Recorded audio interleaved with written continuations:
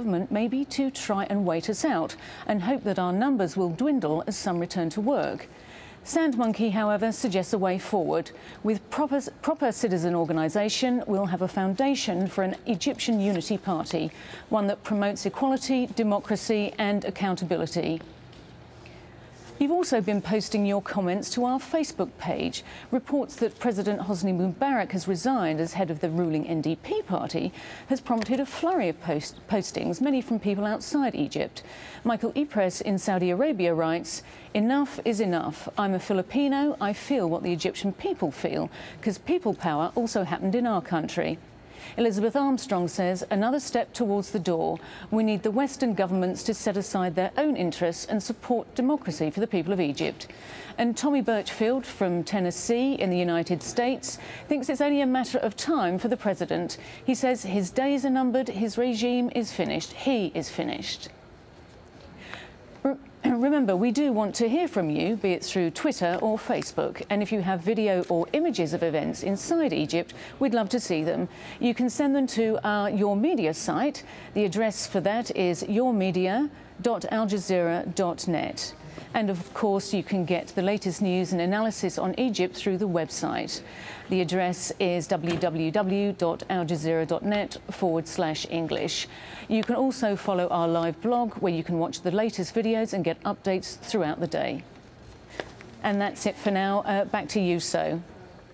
Thanks very much, Stephanie.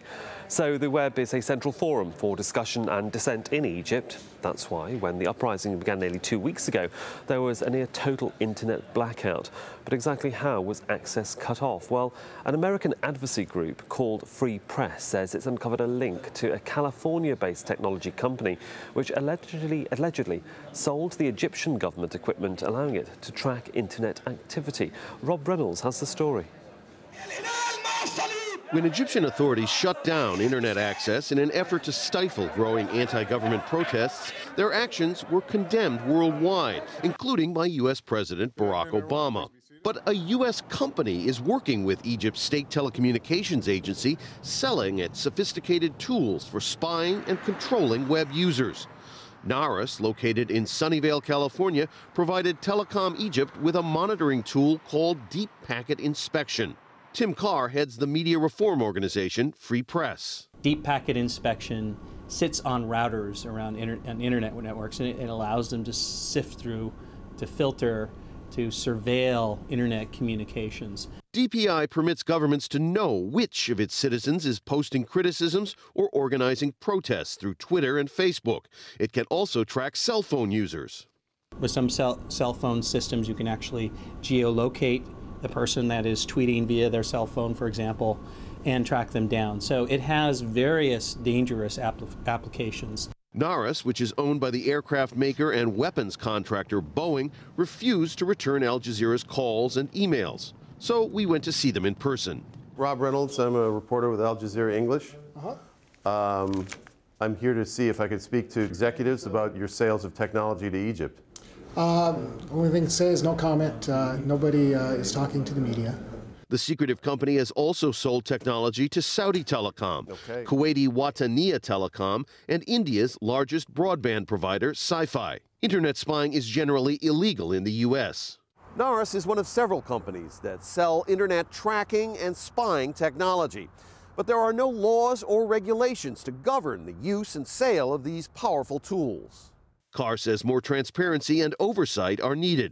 We've been calling for a more thorough investigation of the uses and abuses of this technology. We hope here in the United States that Congress will investigate. For now, though, protesters and critics of governments around the world should know Big Brother is watching. Rob Reynolds, Al Jazeera, Sunnyvale, California. Well, before we go, let's just recap on the main developments coming out of Egypt on Saturday. The man who was President Obama's special envoy to the country has said Mubarak's continued leadership is crucial for a transition to democracy. But the White House later distanced itself from frank business comments. The top brass of the ruling NDP party has resigned. The party veteran Hossam Badrawi has taken over as the NDP Secretary General.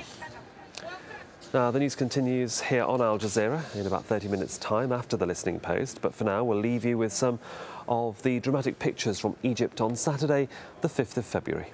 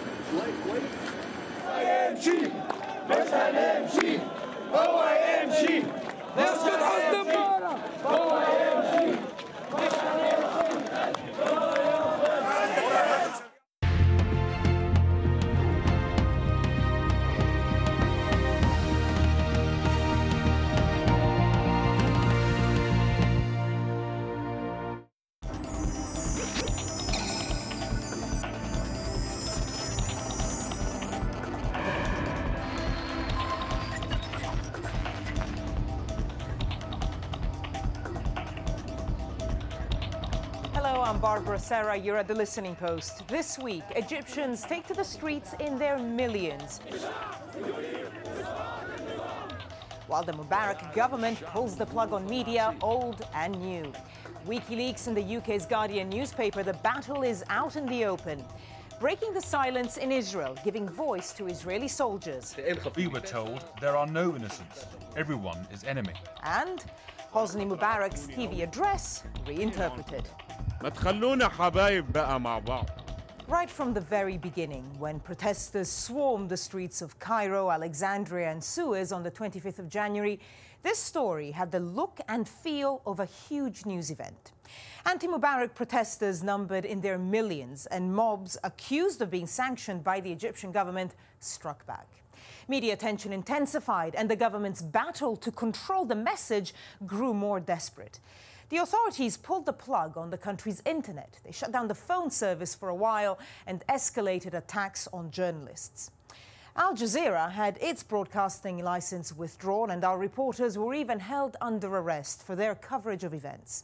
As anti-Mubarak demonstrators orchestrated one of the biggest political protests in recent Arab history, Egypt's online activists and reporters from the region and around the world resisted government crackdowns.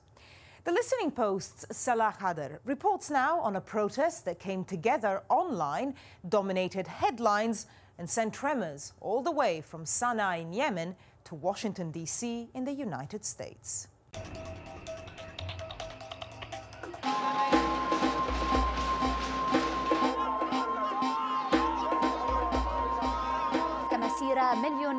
What we're seeing in Egypt is that there is a momentum now that is in all likelihood unstoppable. Does this now mean that President Mubarak can't continue with people in the streets like this? You know, people talk about televising the revolution. It's tweeting the revolution, Facebooking the revolution, videotaping the revolution, whatever we can.